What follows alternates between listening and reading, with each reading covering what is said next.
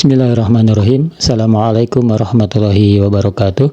Alhamdulillah Bapak Ibu, kita bersua kembali di channel Guru Made, channel yang khusus membahas mengenai seputar ASN, baik itu PNS maupun P3K, dan juga membicarakan mengenai pensiunan ya.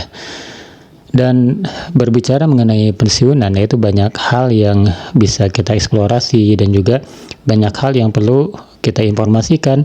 Ini untuk menambah literasi, menambah pemahaman, pengetahuan kita tentang kepensiunan, termasuk di situ ada hak-hak dan juga kewajiban yang harus kita tunaikan, dan juga hak yang berhak untuk kita tuntut atau klaim ya. Kali ini saya akan bahas mengenai seputar PNS dan juga pensiunan gitu ya.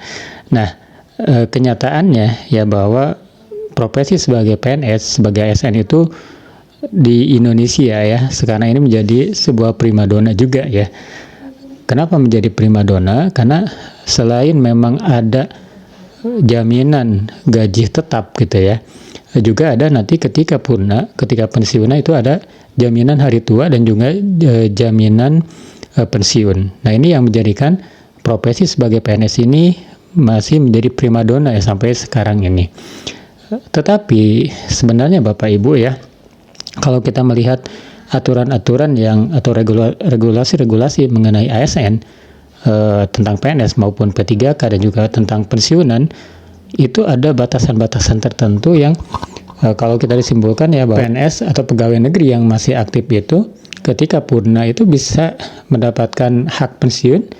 Ada juga yang justru tidak berhak untuk mendapatkan gaji pensiun. Nah, kita akan bahas tentang dua hal ini. Yang pertama adalah yang berhak untuk mendapatkan gaji pensiun, dan yang kedua adalah yang tidak berhak mendapatkan gaji pensiun walaupun sudah berhenti bekerja.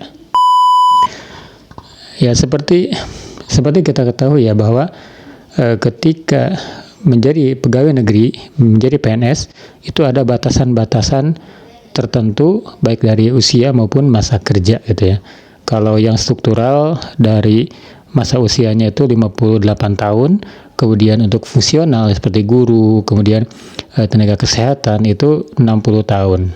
Ada juga yang 65 tahun itu sampai yaitu dosen gitu ya, itu purnanya itu di 65 tahun. Nah, ini sama ya, dalam artian ada batas-batas usia pensiun sehingga pegawai negeri itu berhenti dengan hormatnya. Nah, pensiun itu sendiri ya, seseorang itu pensiun atau berhenti dari pekerjaan sebagai pegawai negeri itu ada 5 hal ya yang menyebabkannya. Pertama adalah karena meninggal dunia. Maka secara otomatis PNS yang meninggal dunia maka itu purna, dan juga nanti ada hak-hak yang bisa diwariskan kepada para ahli warisnya, baik istri, suami ataupun anaknya gitu. Jadi faktor pertama yang menyebabkan seorang pensiun itu adalah meninggal dunia. Kemudian yang kedua, sudah mencapai usia tertentu dan juga masa kerja tertentu. Nah, ini bagi siapapun PNS yang ingin pensiun dini ya, itu ada rumusnya, ada batasannya, ada ketentuannya. Itu 45-20. Usia minimal 45 tahun, kemudian masa kerja itu minimal 20 tahun, maka Bapak Ibu itu bisa mengajukan pensiun dini.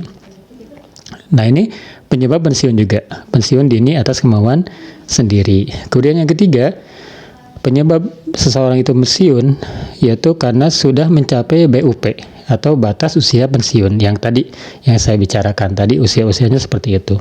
Kemudian yang keempat itu karena ada kebijakan dari pemerintah. Salah satunya perampingan, organisasi ataupun apapun namanya, yang jelas menyebabkan seorang PNS itu menjadi pensiun lebih awal, pensiun dini. Nah, ini adalah tidak bisa kita hindari ya, karena ini adalah ketentuan dari pemerintah, itu dengan perampingan. Kemudian yang kelima, penyebab seorang pensiun itu karena dinilai sudah tidak cakap, tidak bisa bekerja lagi, mungkin cacat ataupun apapun penyebabnya, sehingga dipandang oleh pemerintah ini sudah tidak bisa berkontribusi lagi untuk pekerjaannya sehingga berhak untuk mendapatkan pensiun. Yang 5 hal ini yang menyebabkan seorang pensiun, maka ini mendapatkan hak pensiun ya, mendapatkan hak pensiun. karena diberhentikan walaupun ketika pensiun dini itu diingini oleh sendiri, ada niat dari sendiri, tapi itu melalui prosedur yang memang diatur oleh regulasi gitu ya. Maka semua yang 5 ini adalah mendapatkan hak pensiun.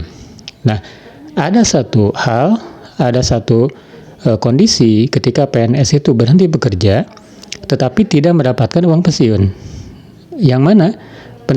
PNS yang mana? Yaitu yang diberhentikan dengan tidak hormat. Itu banyak sekali penyebabnya ya, diberhentikan dengan tidak hormat. Bisa jadi karena dari administrasi, misalnya ijazah palsu. Nah itu ketika ditemukan pelanggaran ini, maka itu sudah tidak bisa diapa-apain lagi gitu ya. Itu sudah menjadi pelanggaran yang berat gitu. Pelanggaran berat. Kemudian ada juga faktor lain, pelanggaran disiplin, masalah hukum dan yang lainnya, sehingga dipandang oleh pemerintah ini harus diberhentikan dengan tidak hormat. Maka PNS yang seperti ini itu tidak mendapatkan uang pensiun walaupun dia sudah berarti bekerja. Nah itu Bapak Ibu ya, tentang 2 jenis pensiunan, 2 jenis pegawai negeri. Yang pertama itu yang mendapatkan hak pensiun, yang kedua tidak mendapatkan hak pensiun. Intinya apa? Sebagai PNS ya kita harus berhati-hati di dalam bersikap, di dalam melaksanakan tugas, harus betul-betul sesuai dengan regulasi yang ada. Karena bisa jadi nanti ada pelanggaran-pelanggaran yang mungkin dikategorikan berat sehingga menyebabkan seorang itu bisa diberhentikan dengan tidak hormat ya. Demikian Bapak Ibu, ini obrolan semoga menambah literasi bagi kita semua. Assalamualaikum warahmatullahi wabarakatuh.